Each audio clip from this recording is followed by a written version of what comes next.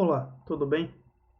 Hoje começaremos a nossa sétima aula, mas como sempre, antes de dar início, vamos fazer revisão da aula anterior.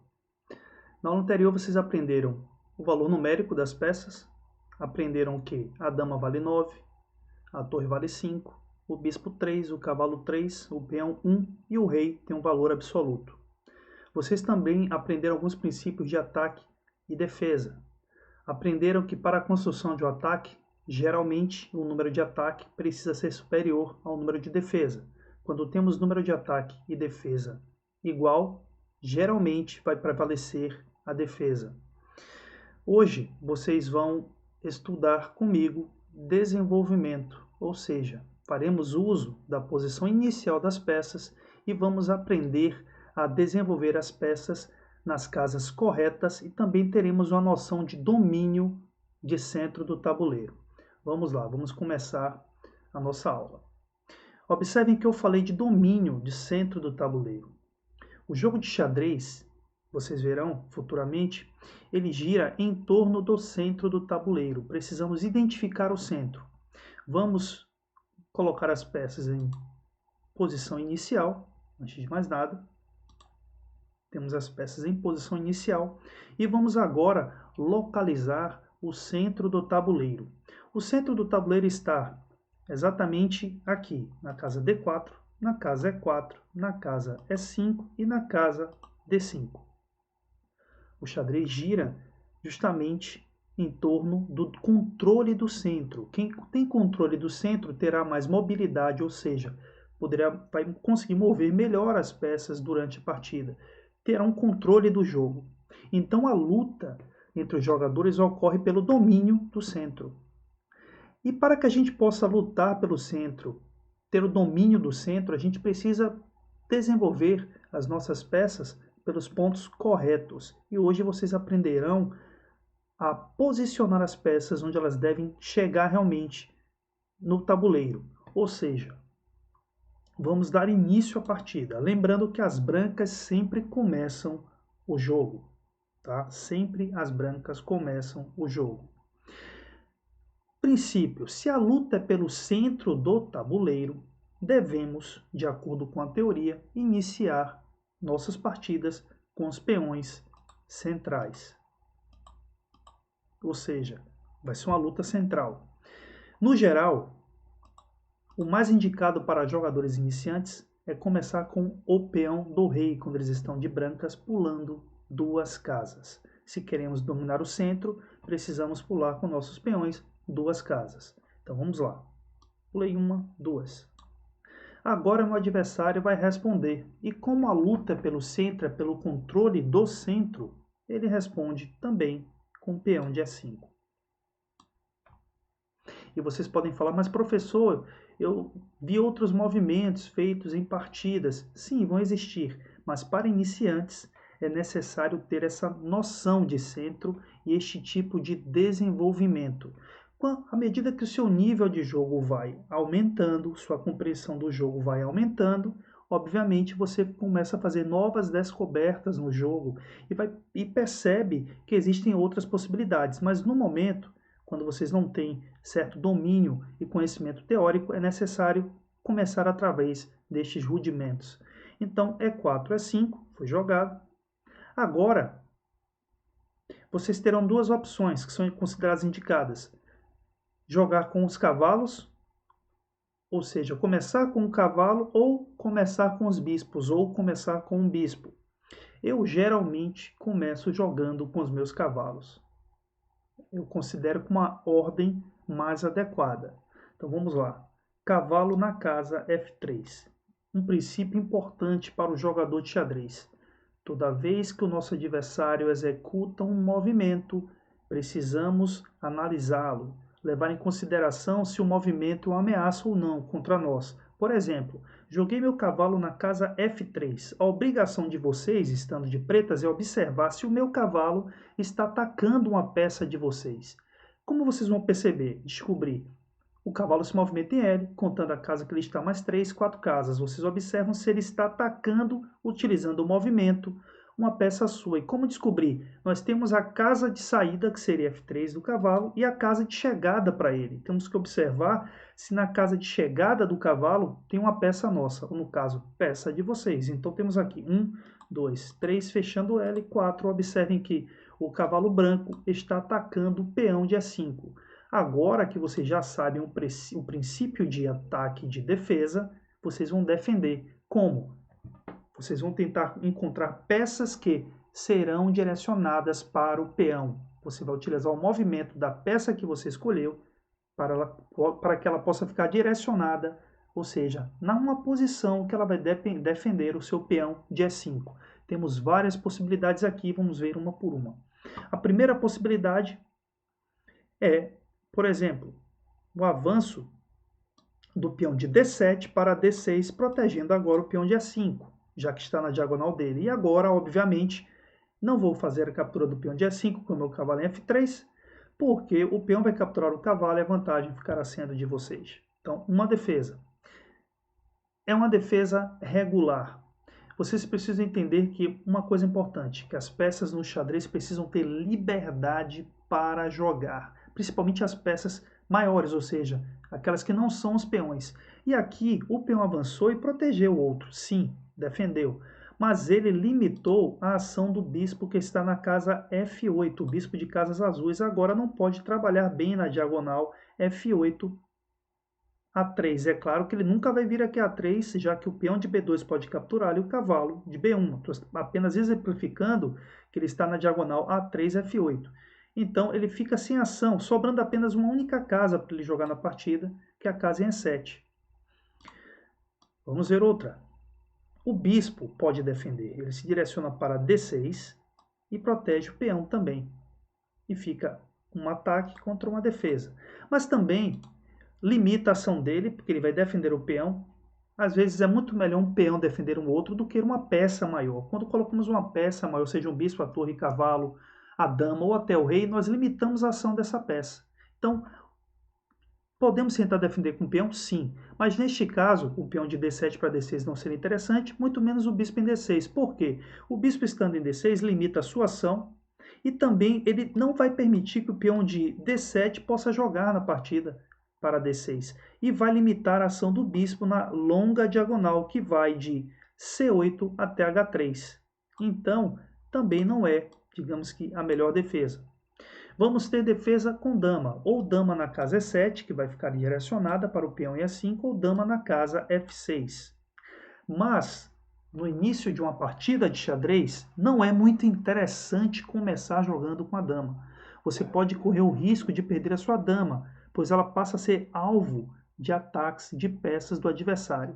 Então, a dama não seria a defesa também apropriada. Está defendendo, sim, mas não seria apropriado. Teremos mais uma defesa, o peão de F7 indo para F6. Observem que ele defendeu, sim, o peão. Correto. Mas vocês precisam entender uma coisa importante aqui. Primeiro, as melhores casas para os cavalos são, para os cavalos pretos, a casa F6, a casa C6. Para os brancos, F3 e C3. Por que, professor? Vamos observar o seguinte. Olha o cavalo de F3. Ele está atacando o peão. Ele pode vir para a casa G5. Ele pode chegar na casa H4. Ele pode chegar na casa G1. E pode chegar na casa D4.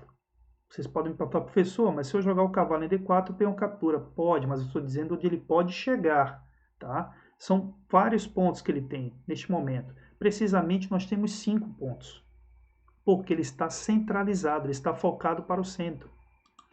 Se eu pego este mesmo cavalo, ou o cavalo de B1, e se eu jogasse esse cavalo de B1, ou melhor, sendo as pretas jogando, as pretas jogassem cavalo H6, por exemplo, ele teria apenas 1 ponto, 2, 3 para jogar.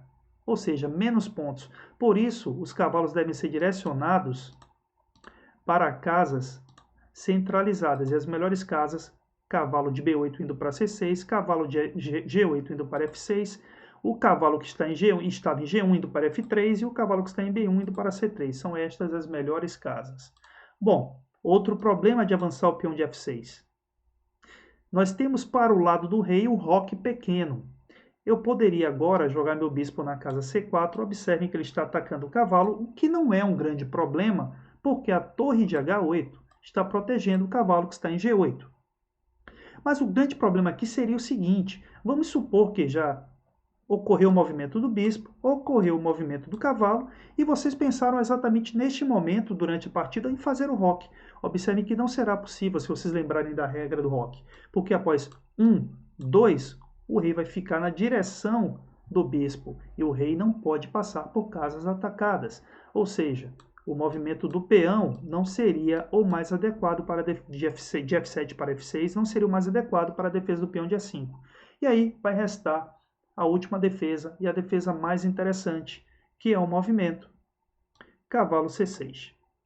Este movimento não só desenvolve uma peça, como não atrapalha, digamos assim, a participação de outras peças no jogo. E vocês poderiam perguntar: professor Jorge, mas o peão de C7 não joga.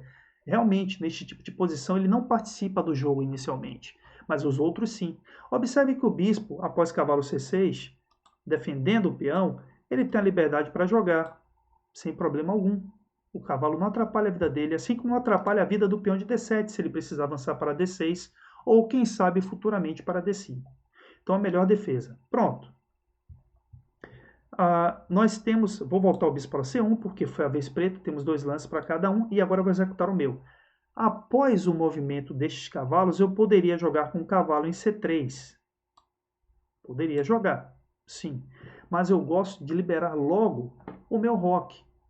Então, o princípio para mim aqui é jogar com o bispo em várias casas. Olha só, eu tenho a casa E2, eu tenho a casa D3, eu tenho a casa C4, eu tenho a casa B5, só não tenho a casa A6, porque senão aqui o bispo vai ser capturado pelo peão.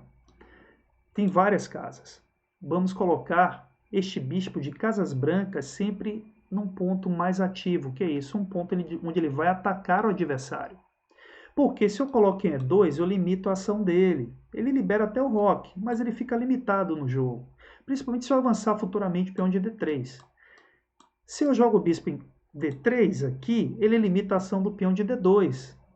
E fica limitado também na partida. Mas olha só, se eu coloco em B5, ele já ataca o cavalo. Isso é interessante, mas o cavalo tem 2 defesas. Se eu coloco em C4, também muito interessante, onde eu quero colocar agora. Ele está atacando o peão que tem a defesa do rei. Ou seja, o peão mais fraco do tabuleiro é aquele peão que é defendido pelo rei. No caso, o peão de F7 para as pretas e o peão de F2 para as brancas. Claro que o número de ataque e defesa é igual. O bispo está atacando um peão que está defendido pelo rei. Então a vantagem é da defesa, do rei.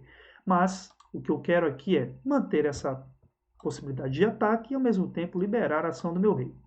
Meu adversário, o que tem que fazer? Ele observa, vocês no caso, o ataque e percebe, ok, número de ataque e defesa igual, não preciso me preocupar no momento. E agora vocês vão jogar. Vamos executar um lance. Vamos liberar o bispo de F8 para C5. Olha só, bispos aqui frente a frente. E aí um princípio constante e necessário. Faça sempre o roque, ele é necessário para defender o rei e desenvolver a torre. Olha só, torre na casa angular, passando agora para F1, depois do roque. E agora ela pode jogar em E1, ela participa do jogo. Observem que minha torre de A1 ainda não pode participar. Pronto, fiz o roque, vocês observam. O roque não é um movimento de ataque, eu não fiz um ataque contra vocês, então vocês tranquilamente vão preparar o roque de vocês com o cavalo F6. Observem o outro ponto importante, o cavalo chegou em F6 atacando meu peão de E4. Observem que eu já percebi isso. E aí vou defender o peão. Tenho várias defesas. Eu tenho o peão indo para D3, que é interessante, pois protege o peão, já que ele está em diagonal para ele, o peão de E4, e libera a ação do bispo, que está em C1, podendo jogar até G5, por exemplo.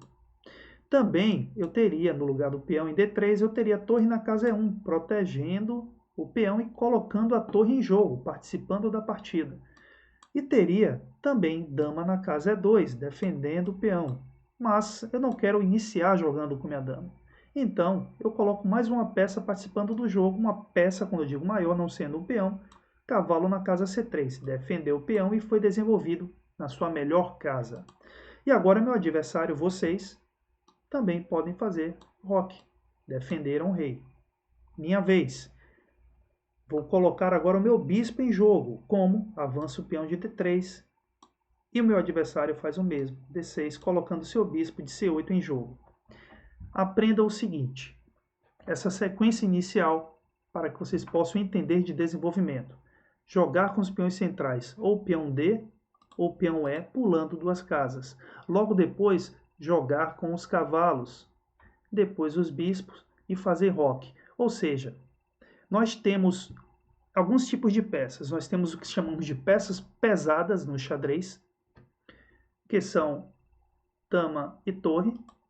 E temos as peças leves ou ligeiras, que são os bispos e os cavalos. Então, preferencialmente, após jogar com os peões centrais, ou peão de D ou peão de E pulando 2 casas, preferencialmente jogue com os cavalos e com os bispos primeiro, ou seja, procurem desenvolver as peças leves ou ligeiras inicialmente no jogo, para depois iniciar o desenvolvimento das peças pesadas e sempre executar roque para a proteção do rei e o desenvolvimento da torre. Por hoje é só. Vocês viram desenvolvimento adequado das peças hoje. Até a próxima aula.